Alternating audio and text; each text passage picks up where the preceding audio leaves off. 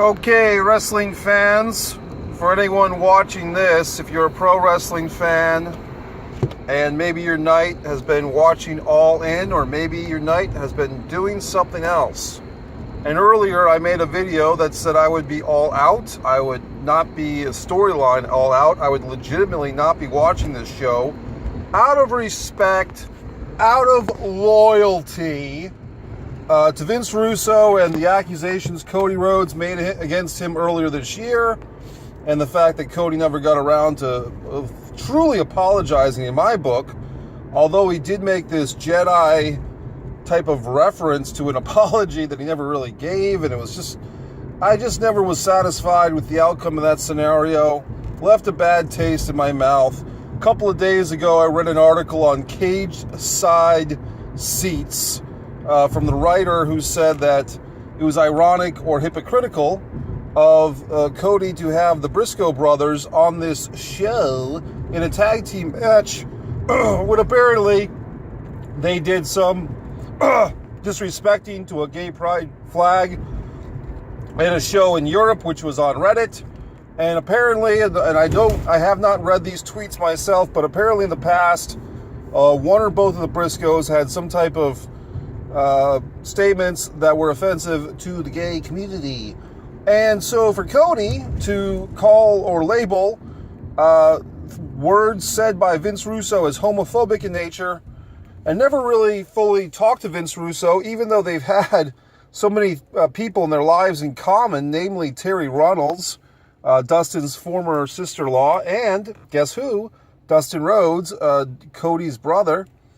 Perhaps it could have been a thing where if Cody had just shook Vince Russo's hand or even called him up on the phone, instead of all this twittering and nonsense, right now, tonight, I would have been watching All In. But I didn't. You know why?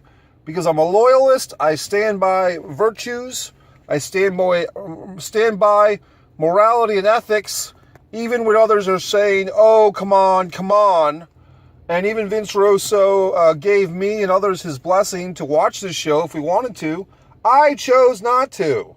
Because it's not about Vince Russo giving me any type of permission or consent or anyone else. It's about people making their own individual choices. And folks, guess what?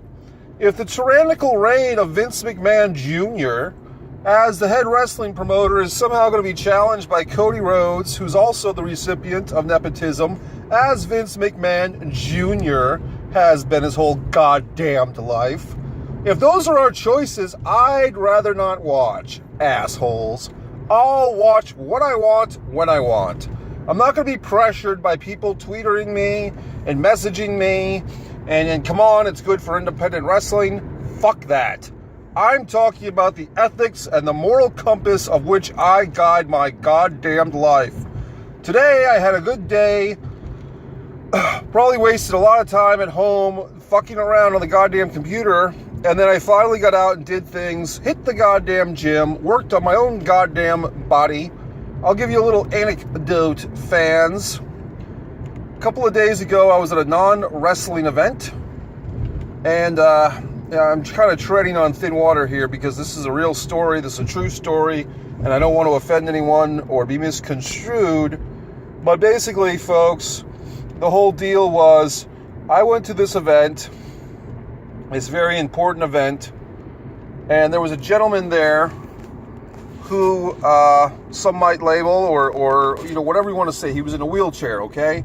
No, he actually wasn't in a wheelchair. He was in a chair. I'm trying to remember if he was in a wheelchair or not. I don't think he was in a wheelchair. He was in a chair most of the day, and he was what one might describe as a little person, if that's the correct terminology. Probably a shade under 4 feet tall. And I would say this, the gentleman had some type of extremity, some type of condition where his fingers had severe, I don't know if it was arthritis or bumps. It was just difficult because his fingers were very, not in good shape. And it wasn't a thing where it looked like he had an injury. It was probably something that he lived with, for most of his life or all of his life. And I'm looking at this gentleman, and he is doing something creative. He's being involved. He's in the community, and he's living with these severe challenges. Okay, and then I'm thinking about my own goddamn self, and I'm not staring at this guy or anything. He's doing his thing. I'm doing mine. I never even talked to the guy. He just didn't come up.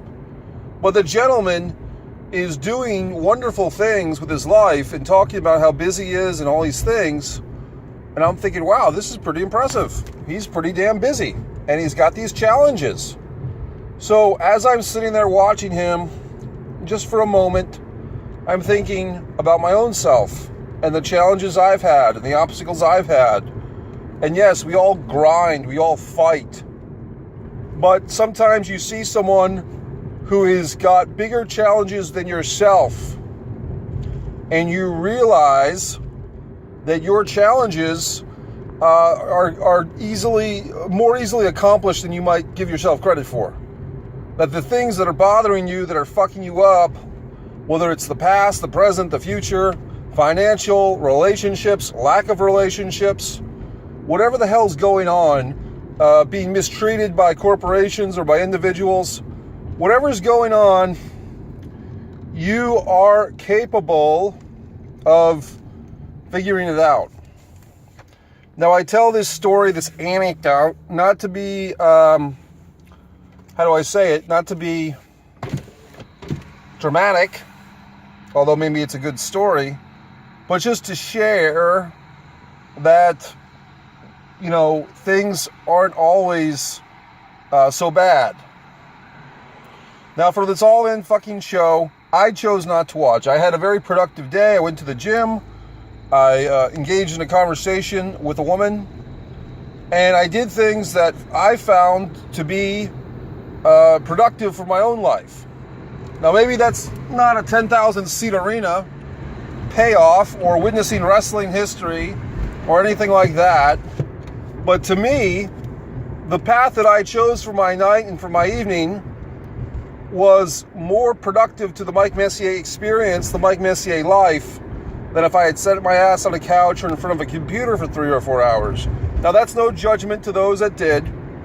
If tonight was something you felt the need to be a part of, or the want to be a part of, or to drop the $34 or the $40 or to steal it online somehow, or to watch it in person, whatever the hell you did, if this night feels good for you, that's good.